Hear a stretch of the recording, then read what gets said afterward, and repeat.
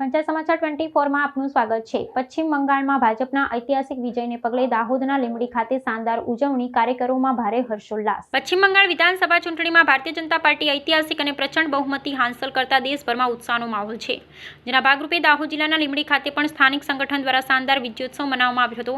આ રાષ્ટ્રીય કક્ષાની અપ્રતિમ રાજકીય સિદ્ધિના અહેવાલો મળતા જે લીંબડી સહિત સમગ્ર દાહોદ જિલ્લાના ભાજપના કાર્યકરો અને સમર્થકોમાં ભારે હર્ષોલ્લાસ અને આનંદની લહેર દોડી ગઈ હતી।